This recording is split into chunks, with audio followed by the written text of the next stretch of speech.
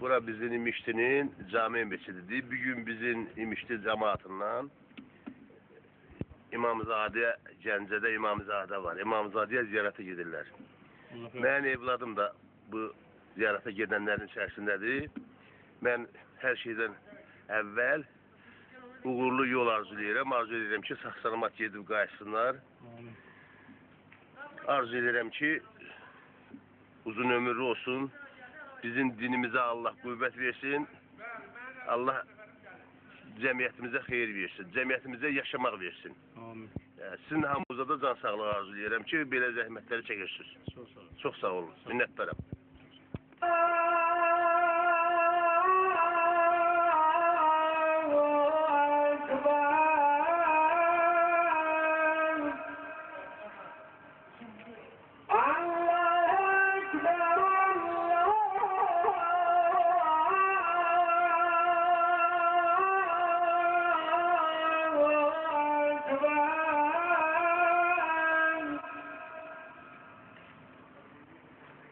أشهد أن لا إله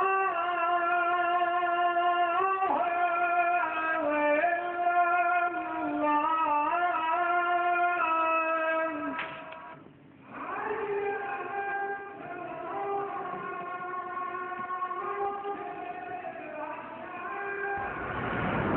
بسم الله الرحمن الرحيم والشمس وضحاها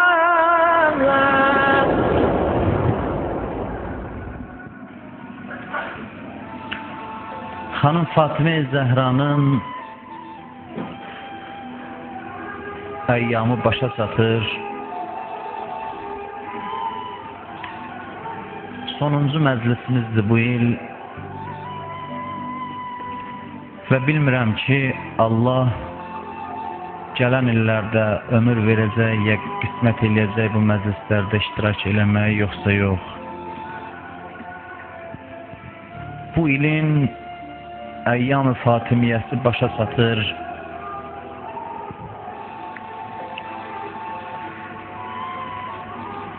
Allaha çox şükür eləməliyik, Allaha həmd eləməliyik ki, burada oturmuşuq, bu məclisdə iştirak edirik.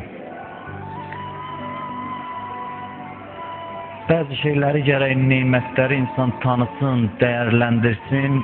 Neyməti dəyərləndirmək onun şükrü deməkdir.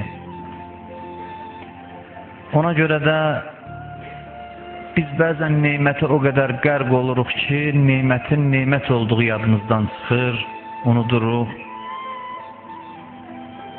Amma həqiqətən də Allaha çox şükür eləməliyik bu neymətlərə görə.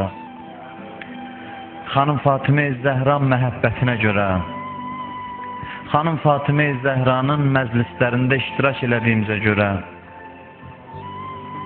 Bu bir neymətdir ki, Allah dəvət eləyir, insanlara icazə verir ki, gəlib burada iştirak eləsinlər.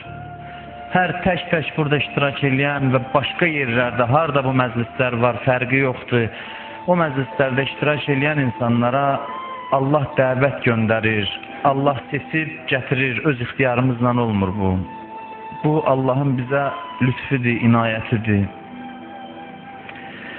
Bu məsələlərdə bir hikmət var, bu məsələlər təsadüfi deyil. Çünki xanım Fatime Zəhra elə insandır ki, ona münasibət bizim kimliyimizi müəyyən eləyir. Ona münasibət əsasında bəllidir ki, biz kimik. Elə şəxsiyyətlər var ki, onlar haqqın meyarı sayılır.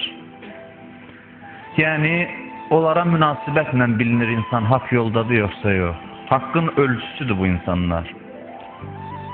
Burada söhbət onun Peyğəmbər qız olmasından getmir.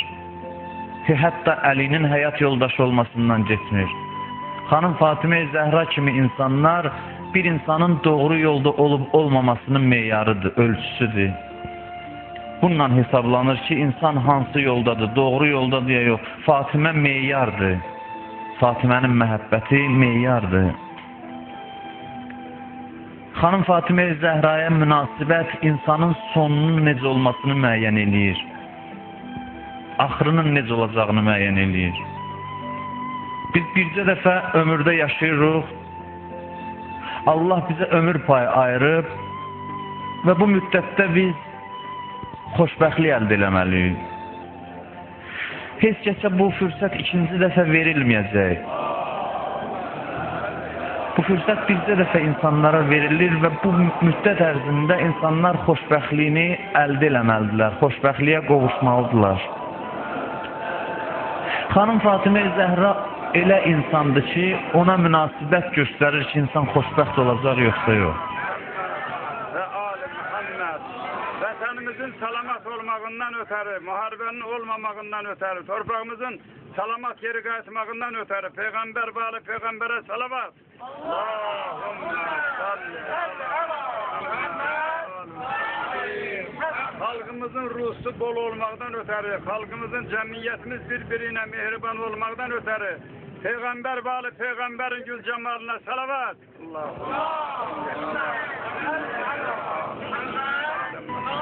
İnsanın xoşbəxtliyi ona münasibətindən asılıdır, ona olan məhəbbətdən asılıdır. Bu elə-belə sıradan bir məhəbbət deyil, istəsəm sevərəm, istəməsəm sevmərəm. Bunların məhəbbətini Allah Quranda vacib buyurur. Məyər hissi də vacib buyurarlar insana. Necə ola bilər əmr eləsinlər ki, bir kəsi sev, onu sevməlisən. Bu necə baş verir? Necə olur? Nəyə görə sevməliyəm? Amma Allah Quranda əmr eləyir. Peyğəmbərə deyir, dinən cəmaata, qul la əsəlukum əleyhi əcrən illəl-məvəddətə fil-qurba. Dəvətimin əvəzində bir şey istəyirəm, mənim yaxınlarımı, əhl-i beytimi sevəsiz. Xanım Fatimə Zəhranın məhəbbətini vacib eləyir. Bu sevgi olmadan saadətə çatmaq mümkün deyil. Bunu sevmək vacibdir hər bir insana. Saadətə çatmağın, xoşbəxtliyə qovuşmağın ən başlıca, ən əsas şərtidir.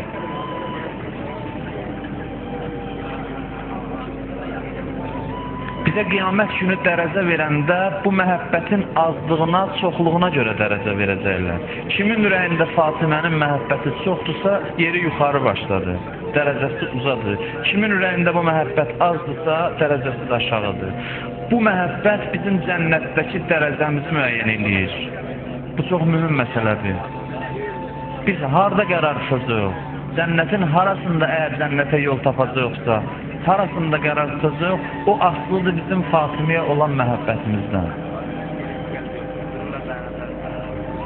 Bu insanlar yaradılışın səbəbidir. Yəni bizim var olmağımıza görə bunlara minnətdarıq. Bunu yaddan çıxartmayaq kimin məclisində iştirak edirik. Çünki mərifətlə gərək əzadarlıq eləyəsən. Tanımadan əzadarlıq eləyəndə təsiri də az olur insana. İnsan bilə kimin məclisindədir. Mən özümün yaradılış səbəbimin məclisində iştirak edirəm. O şəxsdir ki, ona görə məni yaradıblar. O olmasaydı məni yaratmazdılar. Həzrət Adəm yarandı, Peyğəmbər özü danışır bu sözü. Bütün kitablarda da yazılır, fərqi yoxdur, məzhəbindən asılı olmayaraq. Bütün müsəlmanlar bu hədisi qəbul edir. Allah Həzrət Adəmi yaratdı və o nurlar gördü. O 5 nəfərin nurunu gördü. Adəm təəccüb elədi ki, ilahi ilk yaratdığın insan mən deyiləmmi? Sən birinci məni yaratmışsan, ilk insan mənəm. Mən deyiləmmi ilk yaratdığın insan? Allah buyurdu ki, bəli, sənsən. Bəs bunlar kimdir? Dedi, o 5 nəfər başqadır. O 5 nəfəri ayır hamıdan. O 5 nəfər olmasaydı səni yaratmazdım. O 5 nəfəri öz adımın kökündən yaratmışam. Ayırmışam. Özümdən qopartmışam. Məcazi mənada desək, öz adımdan yaratmışam. Bu 5 nəfər olmasaydı, cənnət və cəhənnəmi yaratmazdım. Bu 5 nəfər olmasaydı, göyü, yeri yaratmazdım. Ərşi yaratmazdım, insanları yaratmazdım. Cinləri və mələkləri yaratmazdım. Bu 5 nəfər Peyğəmbərdir. Həzrət Əli Xanım Fatimə, İmam Həsən və İmam Hüseyn. Onların nurunu müşahidə edir ilk insan. Ondan sonra buyurur, ya Adəm, haulai səvfəti. Onlar mənim seçdiyim insanlardır. Bihim uneccihim və bihim uhlikihim. Buyurur ki, insanları bunlar vasitəsilə insanlara nicat verəcəm və bunlar vasitəsilə insanları həlak edəcəm. Bunlar insanların nicat tapmasının və həlak olmasının səbəbidir. Yəni bunlara münasibət insanın nicat tapmasının ya həlak olmasının səbəbidir. Baxacam görəm ki, bunlara münasibət necədir.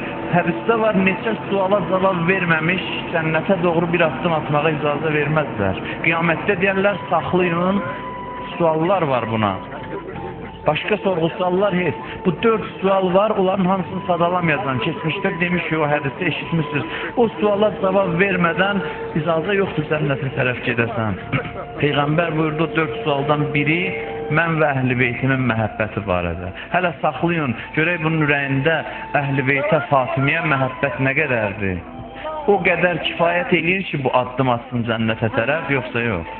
Bir addım belə atmasına imkan verilməyəcək. Nərəmizin xeyir duasına bir ehtiyacımız var. Allah yaxşı yol versin. Allah hamısına kömək olsun. Sağ geçsinlər, salamat gəlsinlər falan. Allah sizə də ömür versin, can sağlığı versin. Qardaşımın görə Qurandan, ayələrdən, hədislərdən, bizə görə Peyğəmbərdən hədislər bilirsən? Buyur, bildiğin. Peyğəmbər sallallahu buyurub, məbada söyüş söysəniz, Allah söyüşü və söyüş söyəni sevmir. Bütün söyüş söyənlərə behiş haramdır. İmam Əli əleyhissalam buyurub, söyüş söyənin abur həyası olmaz. Deməli, söyüş haqqında Peyğəmbərimiz çox fikirdə olub, ümumiyyətdən əxlaqı, İslam əxlaqına ziddir. Başqa nə deyə bilərsən, yenə bilirsən, hədsə əlavə bilindirər? Bəli. Peyğəmbər buyurub, ata-ananız kafirdə olsa, onlara hörmət edin. Peyğəmbər salavatullah buyurmuşdur, cənnət ananın ayaqlarının altındadır. Sağ ol, əhsən. Söz demək istəyirəm. Mənim əmim də buyursun, Səhriyar əmmin görə inşallah şirinlər hal olaq. Bismillahirrahmanirrahim. Peyğəmbər salavatullah buyurub, hər kəs anasının ayağından öpsə, Kəbənin astanasından öpmüş kimi sayılar. Biraz ver. Anasının alnından öpən şəxs cəhənnəm odundan amanda olar. Peyğəmbər salavatullah yenə başqa bir hədisində buyurur, hər kəs ərlə arvad arasında sülh yaratmağa çalışsa, Allah təbarək və Teala ona 1000 şəhidin savabını yazar. Sonra yenə deyir, hər kəs davanı tərk etsə, özü haqlı olsa belə, Allah Teala cənnətin ən yaxşı yerində onun üçün bina tikdirər. Çox sağ ol, Allah ömür olsun eləsin. Kaş ki, bu deyilənləri eşitənlər istər sülh yaratmağın məqsədindən başqa bu ayələr var, hədislər var. Kaş onun hamısından məlumatımız olaydı. Məlumatımız olmaqla bərabər rəyət edəydik. Bismillahirrahmanirrahim. Elhamdülillah Rabbil alemin.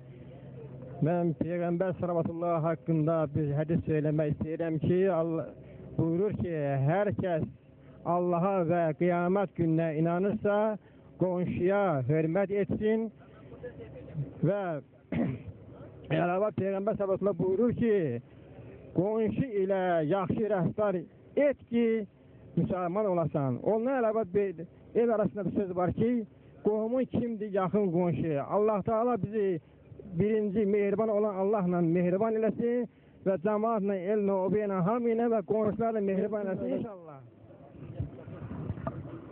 Bismillahirrahmanirrahim.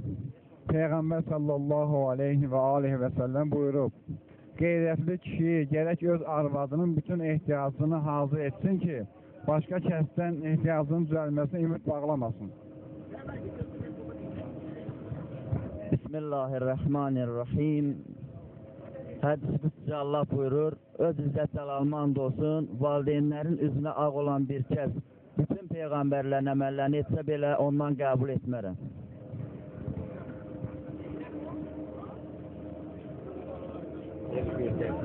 Bismillahirrahmanirrahim.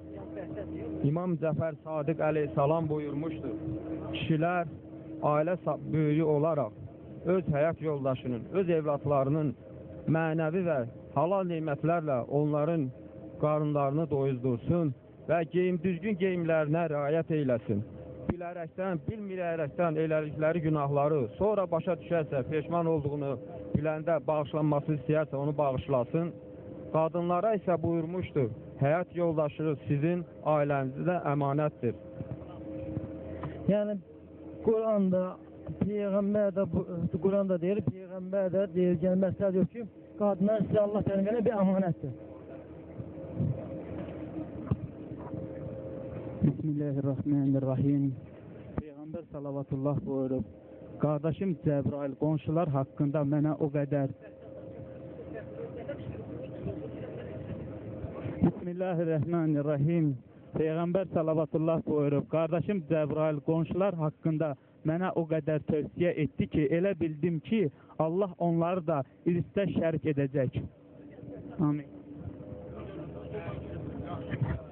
Bismillahirrahmanirrahim. Peyğəmbər Ali salavat buyurub ki, ailəsini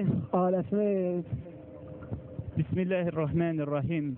Peyğəmbər salavatullah buyurub, ailəsinin dolaşığı üçün ruzi qazanmaq niyyəti ilə evdən çıxıb yolda dünyasını dəyişən şəxs şəhid kimidir. Yemir müəllim də fikirlərini bildirsin inşallah. Allahın müqəddəs kitabı Quran-ı Kərimdə buyurulub. Nur surəsinin 32-ci ayəsi. Aranızdakı subay kişiləri və ərsiz qadınları, kənizləri, qulları evləndirin. Ta ki möminlər arasında subay kişi və ərsiz qadın qalmasın. Qadın və kişi kasıblıqdan qorxmasınlar. Çünki Allah onları öz lütfü ilə ehtiyatsız edər. Allah günah olsun, gözəl ayədidir. Həs bunu bilməyənləri inşallah bilərlər. Ona görə Quran oxumaq lazımdır, bilsinlər. Bilənlər də yaşayı rəyət edirlər. Bismillahirrahmanirrahim. Peyğəmbər əleyhissalam buyurub, əgər bir kişi xanımına bir şillə vursa, Allah cəhənnəmin vəlisinə əmr edər ki, onun üzünə 70 odlu şillə vursun. Kişi əlini naməhrəm qadının bir tükünə vursa, qiyamət günü o əl cəhənnəmin odlu mıxları ilə tikilər. Bismillahirrahmanirrahim. İmam Sadiq əleyhissalam buyurub ki, müminə yaraşmaz ki, bir məclisdə otursun və oradakı şəxslər günah etdikdə onların qarşısını almasın. Bismillahirrahmanirrahim. Peyğəmbər sallallahu aleyhi ve sellem buyurub, ruzinin bol olmasını və əcəlinin təxirə salınmasını istəyən qohumlarla yaxşı münasibətdə olsun. Əgər ruzunun bol olmasını və ömrünün əcəlinin təxirə salınmasını istəyirsənsə, insan qohumlarla əlaqəni yaxşı görülür. Bismillahirrahmanirrahim.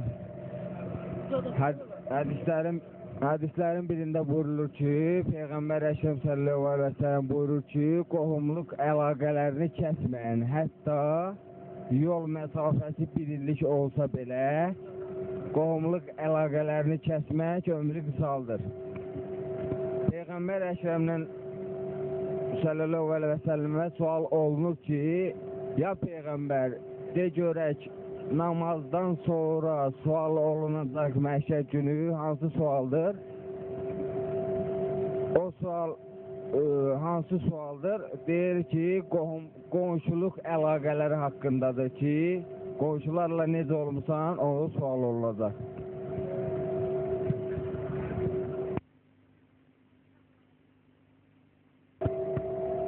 Peyğəmbər salavatullah buyurub ki, 3 günahı əzab tezliklə bu dünyada insanın yetişər və axirətə qalmaz.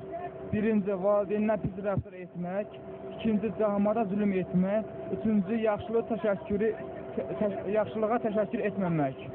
Peyğəmbər salavatullah buyurub, hər kim ata-anasının üzünə qəzəblə baxsa, namazı qəbul deyil.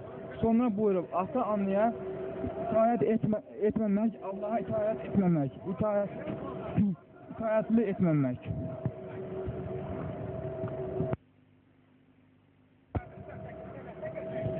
Bismillahirrahmanirrahim. Yaxşı, Bismillahirrahmanirrahim. İsra surəsində ayə 23-də buyurulub. Sənin Allaha əmrin edir. Allah sənə əmr edir ki, ona başqa heç kim ibadət etməyin və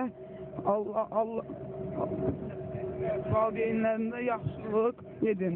Əgər onlardan biri və ya hər ikisi sizin yanınızda qocalsa, onlara da belə etməyin, onlara incitməyin, onlarla yaxşı rəftar edin. Bismillahirrahmanirrahim. Əfqas surəsi ayə 15-də belə buyurur.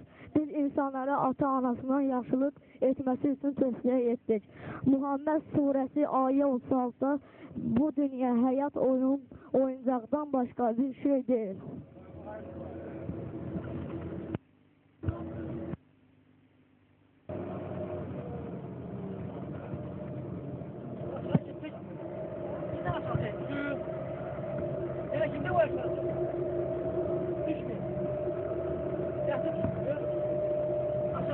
Peyğəmbər salavatullah buyurmuşdur ki, qardaşım Cəbrail aleyhissalam qadınlara hörmət etməyi tövsiyə edərdi. Güman etdim ki, ərin xanımına belə deməsi caiz deyil. İmam Cəhəd Sadiq aleyhissalam buyurmuşdur. Buyurub bir müminin başqa müminin boynunda 7 haqq var. Onlardan biri xəstə qohumunun görüşünə getməkdir. Əlavə nə deyə bilərsin, bilirsən?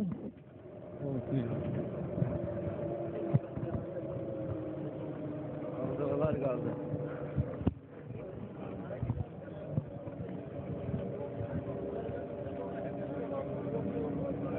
Peyğəmbər salavatullah buyurub, bəndə özünün pis xasiyyətinə görə cəhənnəmin ən dərin yerinə düşər. Pis xasiyyət bağışlanmayan günahdır. Bismillahirrahmanirrahim. Peyğəmbər salavatullah buyurub, ailənin çətinlikləri ilə maraqlanmaq, onların işini həll etmək üçün çalışmaq, cəhənnəm oduna qarşı bir səsdir. Sonra da buyurur ki, sizdən ən yaxşılarınız qadınları ilə maraqlanmaq.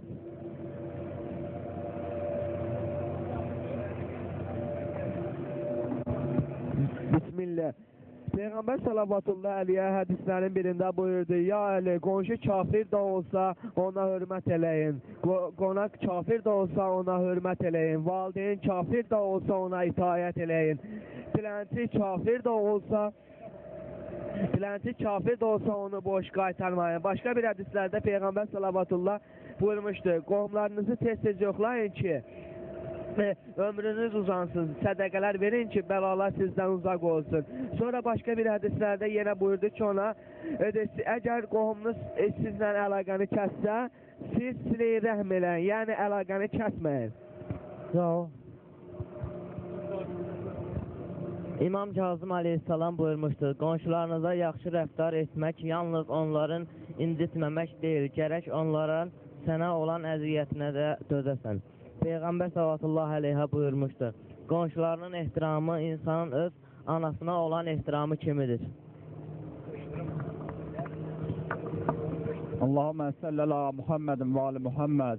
Euzubillahimineşşeytanirracim. Bismillahirrahmanirrahim. Allah subhanahu Allah İsra suresi ayet 36'da buyurulur. Allah'a ibadet edin ve ona hiçbir şeye şerik koşmayın. Ata-anaya, qohum-əqrabaya, yetimlərə, yoxsullara, yaxın uzaq qonşuya, yaxın dostla, yoldaşa, pulu qurtarıb yolda qalan yolçulara sahib olduqlarınızdan yaxşılıq edin. Həqiqətən Allah özünü bəyənənləri, loğvalıq edənləri sevməz. Bismillahirrahmanirrahim. Ya Allahu, ya Rəhmanu, ya Rəhim, ya Muqallibəl qulubu, səbbid qəlbi alə dinik. Ziyarətlərimizin Allah dərgahında dərəcəyə qəbul etməsinə xatir Muhammed və Ali Muhammedə səlavat. Allahümmə sallallahu Muhammed. Muhammed Ali Muhammed.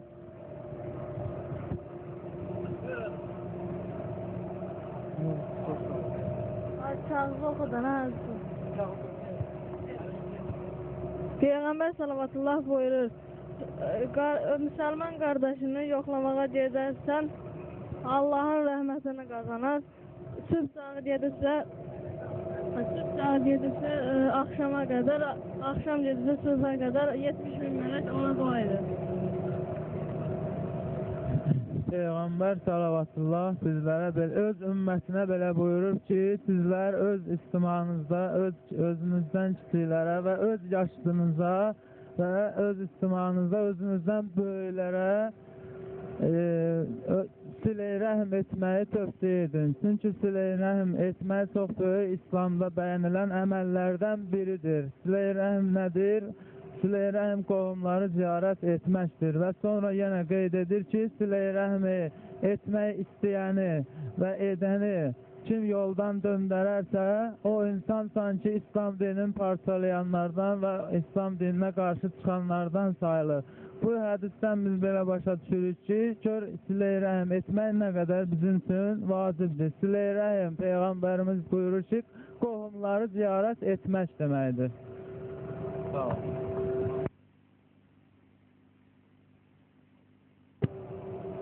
Bismillahirrahmanirrahim. Nisa surəsinin ayə 1-də buyurulur. Allah həmçinin qohumluq əlaqələrini kəsməkdən qorxun.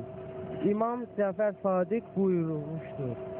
Kim Allahın rəhmətindən qazanıb behiştə daxil olmaq istəyirsə, 70 nəfər olmaq istəyərsə, 70'lərdən yetimlərə nəvaziş göstərib onlara qarşı mehriban olsun.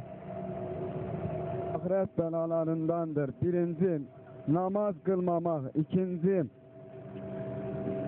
alimin ölümü. Üçüncü, dilənçini ümidsizlik etmək. Dördüncü, ata-anaya ümidsizlik. Beşinci, zəkat verməmək. Bismillah. Peyğəmbər sallallahu buyurdu, öz atasını söyən bir adama necə baxırsınız? Soruşdular, ya Peyğəmbər sallallahu, məyər adam öz atasını söyərmi? Peyğəmbər sallallahu buyurdu, bəli, başqasının atasını söyən öz atasını söymüş sayılır. Eləcə də bütün söyüşlər. Bismillahirrahmanirrahim. İmam Səlcud əleyhissalam, oğlu İmam Baqir əleyhissalama nəsihətlərin birində buyurur. Qohum əqrəbəsi ilə əlaqəni kəsmiş şəxslə dostluq etmə. Çünki Quranda 3 yerdə lənətliyin gördüm. Muhammed surəsi 24-25-ci ayə, Rəd surəsi 25-ci ayə, Bəqərə surəsi 27-ci ayə.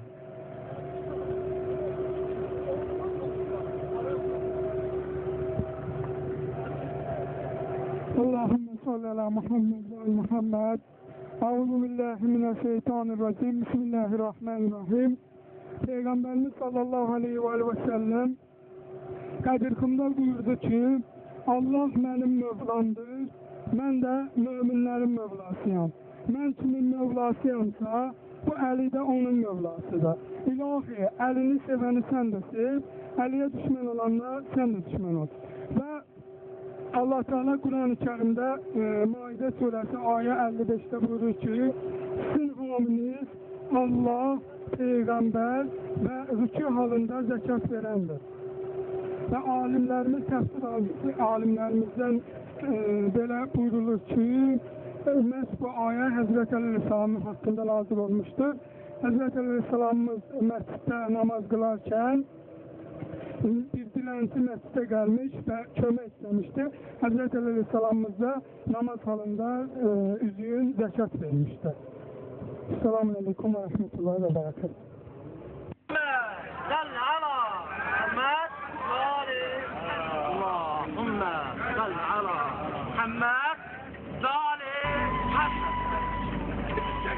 Xoş o kəsin halına ki, qəlbində Fatimənin məhəbbəti var.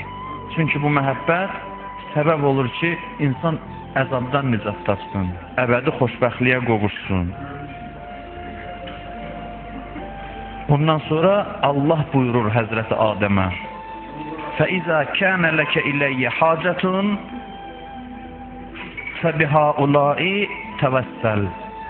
Buyurur, birdən sənin bir dərdin olsa, bir hacətin, çətinliyin olsa, bu 5 adam vasitəsilə təvəssül elə mənə tərəf gəl. Bu 5 nəfərə təvəssül elə. Bu 5 nəfər vasitəsilə məndən istə, mən sənə verim. Feyzin mənbəyi olardı. Nə verirəmsə, bunların vasitəsilə verirəm insanlara. Bunu Həzrəti Adəmə deyir.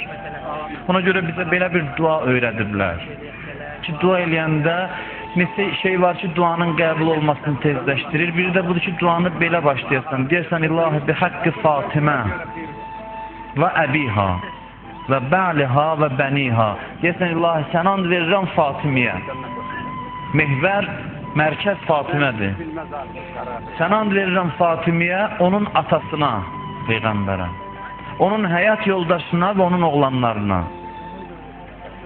5 nəfəri mehvər qərar verib, onların mərkəzi də xanım Fatimə Zəhradır. Bu 5 nəfərə and ver, ondan sonra hacəti verər Allah. Fatimə vasitəsilə o birlərin adını çək. Onlar hamısı iftixar eləyib Fatiməyə bağlılığına görə. Peyğəmbər fəxr eləyib ki, Fatimə mənim qızımdır. Əli iftixar eləyib, Fatimə həyat yoldaşımdır. Kərbəlada İmam Hüseyin əleyhissalam dedi, anam Zəhranın mənə verdiyi tərbiyə icazə vermir ki, mən sizin qabağınızda təslim olum. Mən Zəhranın oğluyam. İmam Səccad əleyhissalam Şamda xutbə oxuyanda dedim, mən Fatimə Zəhranın oğluyam. Yezdin sarayında, cəmaatın qarşısında danışarkən. Dedi, mən Fatimənin oğluyam. Bu böyük iftixardır onların hər biri üçün. Bunları adi insan kimi yox, hətta müqəddəs insan kimi də tanısaq azdır. Müqəddəs insan sözü bunlar üçün aşağı sözdür. Bunlar müqəddəs insandır deyək, bu azdır bizim üçün.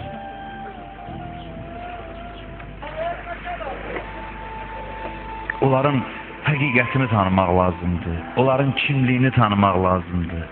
Onların kimliyini də tanımaq nədir? Odur ki, onlar varlıq aləmində bir nurdular. Varlıq aləmində ən uca yerdə dayanan nurdular.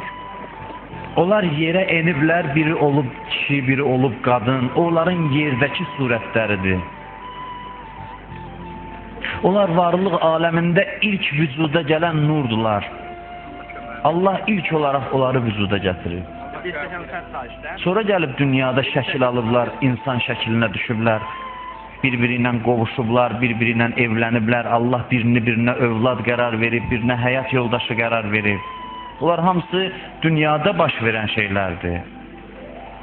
Amma dünyadan əvvəl bunlar kim idi? Bunları tanımaq budur. Tanıyasan ki, bunlar dünyadan əvvəl kim idilər? Dünyaya gəlməmişdən əvvəl kim idilər? Ən uca nur idilər. Peyğəmbər Səfayətini almağımızdan ötürü, imamları, məsumları, xanımları özümüzdən razı salmaqdan ötürü, gərək ki, inşallah həmişə onları yad eləyək. Salavat zikr eləyək Peyğəmbərin gül cəmalinə.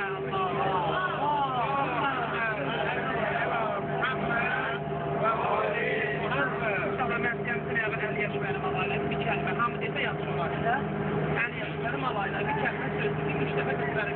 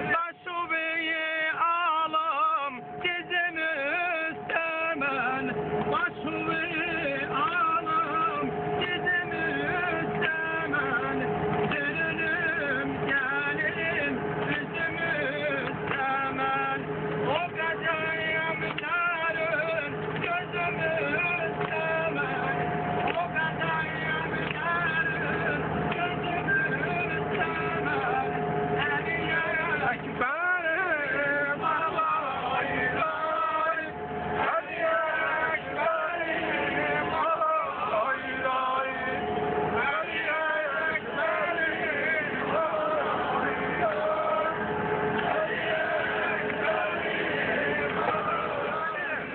Müstebaya kör bağlasın Seni müstebaya kör bağlasın Cigerin fegan ile dağlasın Gözü büyü anon özü bağlasın Gözü büyü anon özü bağlasın Aliye Ekberim alay lay Aliye Ekberim alay lay Aliye Ekberim alay lay Aliye Ekberim alay lay Kuruyup susuyuz tanıkul dilim Kuruyup susuyuz tanıkul dilim Kırılıp hamı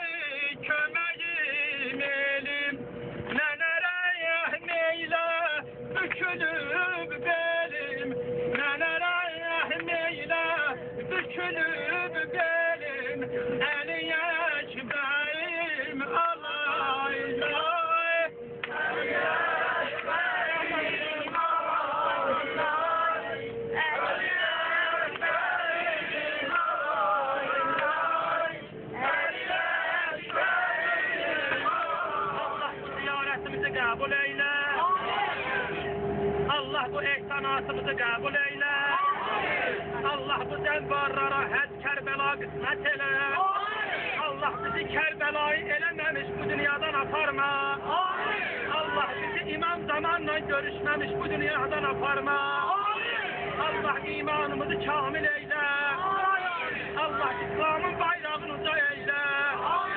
Allah merezlere şefa eyle Allah masumları bizden razı sal Allah ruzilerimize, bereketlerimize öz inayetini eta eyle Allah bizleri sahih selamet eyle Allah kocalarımızı hiç kime mühtaç eleme Allah analarımızın iffetini namusun koru Allah kişilerimizi, kardeşlerimizi peygambere hatır bağışla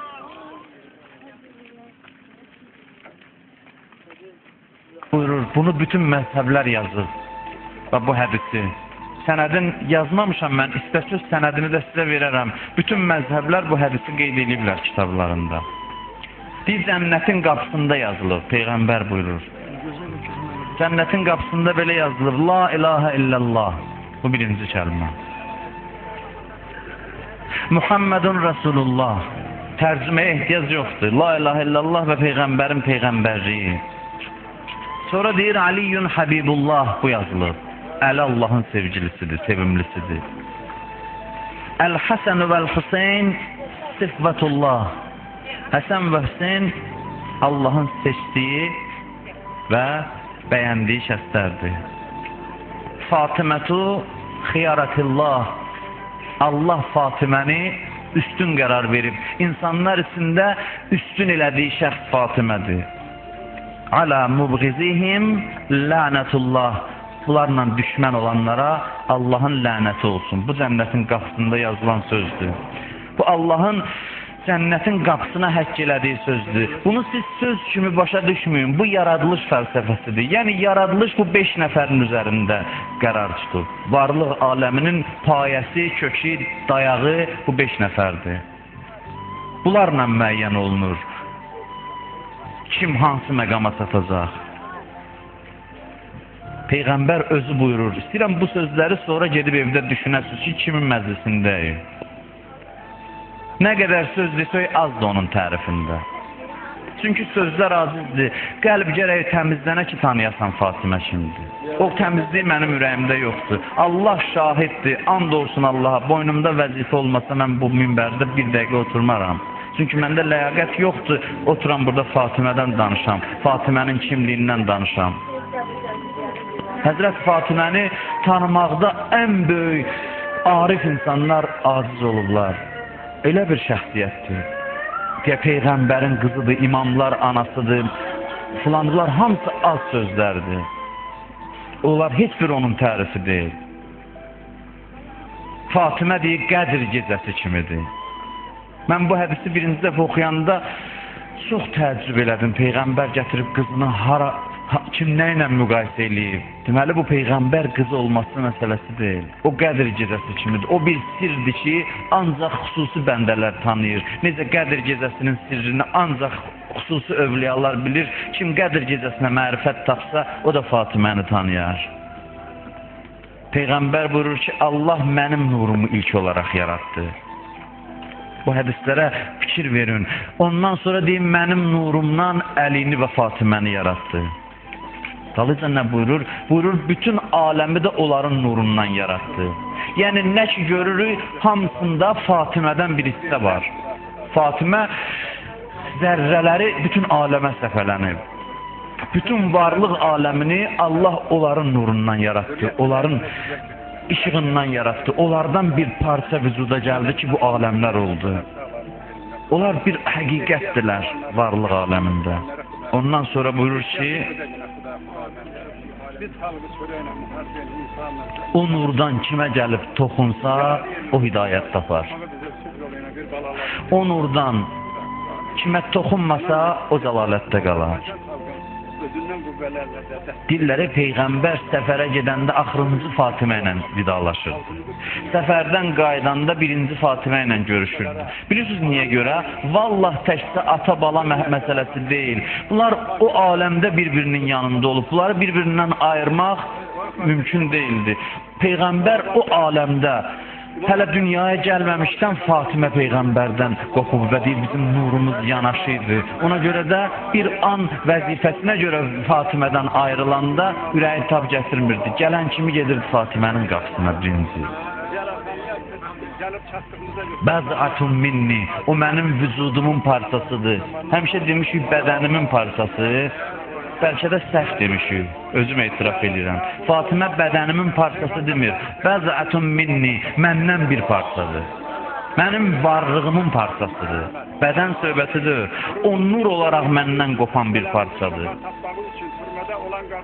Allah mənim nurumdan qopartdı Fatiməni. Ona görə deyir, bəz'atun minni, məndən qopan bir parçadır. Mənim vücudumun bir parçasıdır. Və onu tanıtdırırdı hamıya.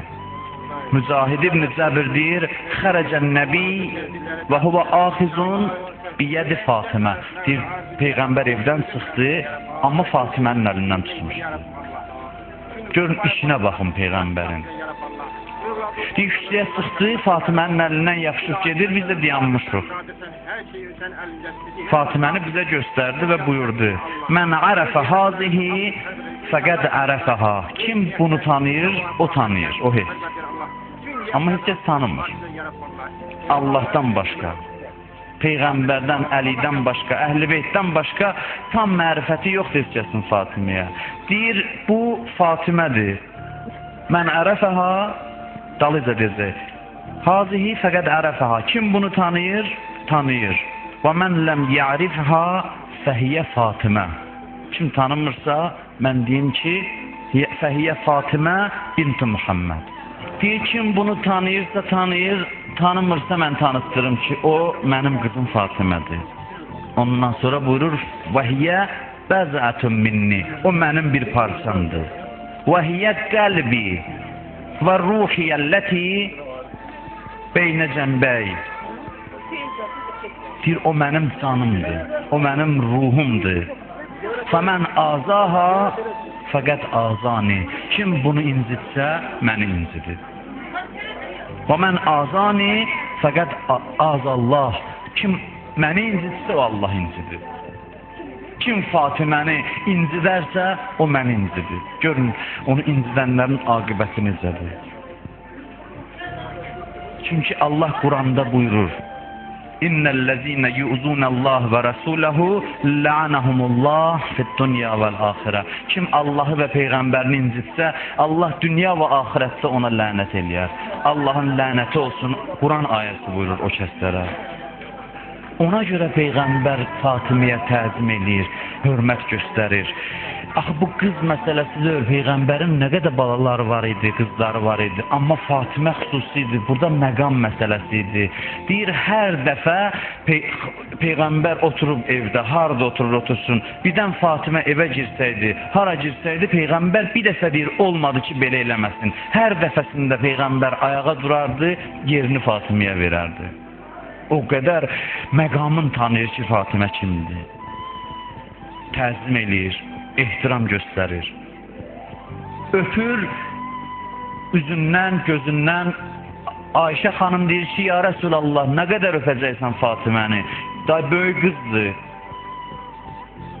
Peyğəmbər buyurur ki, mən ondan cənnətin ətrini hiss edirəm. O insan deyil, o insan surətində olan huridir. O bu dünyanın adamı deyil. O başqa aləmlərdən enib gəlib ki, sizə nicat versin, sizi saadətə çatdırsın. O buranın adamı deyil. O başqa aləmin adamıdır. O insan, surəti insandır, amma həqiqəti başqa bir şeydir. 6 ay Peyğəmbər məscidə gedəndə gəlib onun qapısının qabağında dayanırdı. Deyirdi, Əssalamu aleykum ya əhləl beyt. Peyğəmbər o qapıya təzim elirdi, hörmət elirdi, salam verib keçirdi. 6 ay məxluqatın əşrəfi o qapının qabağında təzim elirdi. Sanki ümmətinə nəsə demək istəyirdi. Və bu iki nur birləşdi, Fatimənin və Əlinin nuru və o nurdan başqa nurlar yarandı. Ona görə Allah mələkləri göndərdi, onlar evlənən gün. Dedi, gedin onları təbrik eləyin. Mən əvvəla təbrik eləyirəm onları. Mələklər Allahı zikr eləməyi bilmirdilər. Hədisdə var, xanım Zəhra özü buyurur ki, biz öyrətdik təsbih deməyi mələklərə. Odur ki, deyir, 70.000 mələk namaz qılanda xanım Zəhra gəlib dövrəyə alırdılar. Çünki onlara tanış nurdur. Onlar ondan öyrəniblər Allaha bəndə olmağı, Allaha itayətin yolunu xanım Fatimə Zəhradan öyrəniblər. Mən çox vaxt uzalmıram, sözümü tamamlayıram. Peyğəmbər buyurur, ya Fatimə, kim sənə salavat göndərsə, ya sənə namaz qılıb bağışlasa, Allah o şəxsi bağışlayacaq. Və mən cənnətdə harada olsam, Allah onu mənim yanıma aparacaq. Təkcə sənə salavat göndərdiyinə görə. İmam Hüseyin əleyhissalam Məhərrəmdə gəlir, hamımızın əlimizdən tutur, bir addım bizi aparır. Qiyamətdə Allah bizdən soruşacaq, aparacaq biz İmam Hüseynin huzuruna. Deyəcək, bunun vasitəsi ilə mən sizə mənəvi təmizlənmə bəxş elədim. Bəs niyə bu yolu davam eləmədiniz? Siz nə istəyirdiniz? Sizin təmizlənmək üçün hər ay bir dənə qurban gətirməliydim qurbancaha. Sizin təmizlənmək üçün gərək hər ayda bir dənə Fatimənin balası öldürülməliydi ki, siz islah olasınız. Bu bir ayı, bu 10 günü ki, sən Hüseyin vasitəsi ilə təmizlənirsən, onu davam elə ilin o birisi vaxtlarında. Ən azı hər gün üzü qibləyə oturdunən Əssalamu aleykə ya Əbu Abdullah. Bunu davam elə gələn ilə qədər. Bu mənəvi halı özündə yarad, öz daxilində yarad. İmam Hüseyin əleyhissalamın möcüzəsi bundadır ki, gəlir bizim əlimizdən tutur, bir anın içində elə bir dərəcəyə çatdırır ki, biz mən dairəsindən çıxırıq. Biz axırı yoruluruq, nə qədər olar səhərdən axşamacan mənim ailəm, mənim cibim, mənim maşınım, mənim evim, şəxsi qayğılar, bir anın içində biz bura gəlirik, unuduruq bunun hamısını. Yəni, İslam nəyə deyir? İslam elə bunu deyir ki, özü unut. İnsan özünü unutsa, məndən xaric olsa, həm fərdi baxımdan Allaha qovuşar, həm ictimai baxımdan cəmiyyətdə işlər düzələr. Bizim bir millət olaraq bugünkü gündə ən əsas problemimiz bundadır ki, bizim hər birimiz daha çox özümüzü düşünürük. İmam Hüseyin əzası bunu bizə unutturur. İnsanın qəlbi səfalı olur bu ayda. İnsanın ürəyi təmizlənir bu ayda. Elə fikirləşməyin ki, mən ağlamağı təbliğ edirəm, yəni bu baxımdan ki, bəzi insanlar var, deyir, nə istəyirsən elə, Hüseynə ağla, günahın bağışlanar, sonra get nə istəyirsən elə. Bu yanlış təfəkkürdür. Bu göz yaşı birinci addımdır. Əgər bu göz yaşından sonra təmizlənmə davam eləməsə, mən neçə adamlar görmüşəm ki, bir zaman oturub İmam Hüseynə elə ağlayıb, göz yaşı töküb, indi elə bir vəziyyətdədir ki, danışdırmışam, görmüşəm ki, İmam Hüseyn əleyhissalamı düşmən bilir özünə. O bugünkü gündə şəxsən onun şahidi olmuşam. Məhərrəm bunun üçündür ki, insana ilk təkanı versin. Hər il 10 gün İmam Hüseyn əleyhissalam Allah gör nə qədər bizi çox istəyir ki, nə qədər bizə məhəbbəti var ki, bizim təkamülümüz üçün ən əziz bəndəsini gətirdi, Kərbəlada doğradı. Ən əziz bəndəsi qurban getdi, onun ən əziz insanları şəhid oldu, onun qızlarının o qədər başına müsibət gəldi ki, onların hamısını qəbul elədi. O vasitə ilə bir illik yolu bu 10 gündə bizə bir anlısında aparır. Amma dalını özümüz gərək aparır. Dalını özümüz gedək. Bu gözəl bir qəmdir, əziyyətsiz qəm.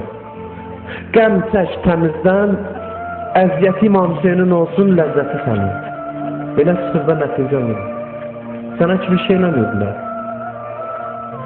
Səni ki vurmurlar. Sən qəm çəkirsən, qüssə çəkirsən, təmizlənirsən, islah olursan, ləzzət alırsan bu göz yaşından, əzadarlıqdan, əziyyət İmam Hüseyin əleyhissalam. O deyir, mən buna razıyam. Sizin islah olmağınız üçün kəş mənim uşaqlarımı döysünlər, mən buna razıyam. Siz əmin-amanlıqda yaşayın. Siz rahat olun. Amma mənim şəhid olmağımdan siz islah olun. Siz bu göz yaşları vasitə olsun ki, siz kamilləşəsiniz. Əməl baxımından mənə yaxınlaşasınız. İmam Hüseynin əzəməti bilirsiniz, nədir? Bax, bundadır İmam Hüseynin əzəməti. İmam Hüseyin razı oldu ki, bütün nizələr, oxlar hamısı mənim sinəmə bassın. Amma məndən sonra qiyamətə qədər mənim hadisəm vasitəsi ilə, mənə göz yaşı axıtmağı vasitəsi ilə insanlar islah olsun, təmizlənsin. Görün, nə qədər mehriban insandır. Görün, nə qədər əzəmətli insandır bu. Çünki onun zəddi Peyğəmbər idi. Dişini sındıranları dua edirdi. O qədər vurmuşdular Peyğəmbəri Taifdə ki, bilmədi əynindəki köynək qırmızıdır yoxsa ağ qanun rəngindən. O qədər Peyğəmbəri vurmuşdular. Xanım Xədicə ilə əleyhissalam Mədinəni deyir, gəzirdi, Məkkəni dolanırdıq ki, Peyğəmbəri tapaq. Getdi bir daşın üstündə tapdıq. Əli ilə qanını saxlayır ki, qorxuram mənim qanım torpağa tökülər, Allah qəzəblənər bu ümmətə. Görün, nə qədər rəhmətdir. Deyir, ilahi, mənə daş vuranlara əzab vermə. İmam Hüseyin əleyhissalam barədə yazırlar ki, Aşuranın gecəsində gördü ki, od qalıyıb, nəsə yandırır. Dedi, ağa, neynirsən, nə işdən məşğulsan? Görün, nə cavab verdi. Dedi ki, küfəllər ki, mənə məktub yazmışdı, 18.000, məni dəvət eləmişdi. Həmin o küfəllər ki, indi o düşmən qoşununda hazırlaşırlar, İmam Hüseyni şəhid eləsinlər. Deyir, onların hamısının adı bu məktublarda var, yandırıram ki, İbn Ziyadın əlinə düşməsin, onlara əziyyət verər. Həmin o satqınlar ki, onu dəvət edib, axırda silahı ona qarşı sevirmişdilər, həmin o satqınların adının İbn Ziyadın əlinə düşməməsinin narahatlığını çəkir bu gecə. Sabahda bunlar bunu öldürəcək. Bəlkə də insan buna inanmaz oxumasa. Bunları belə tanıyasaq. Bunlar insanlıq üçün fəda olurlar. İnsanlıq üçün. Həm o zamanın insanlarının, həm də bugün sənin dərdində olurlar. Eybi yox, qoy mənim Rüqəyyəm döyülsün. Qoy mənim Əli Əsqərim oxlansın. Qoy mənim ən yaxın adamlarım şəhid olsun. Məndən sonrakılara əziyyət mənim. Amma otursunlar, qüssələnsinlər, qüssə vasitəsilə paklansınlar, təmizlənsinlər. Qüssə onların olsun, amma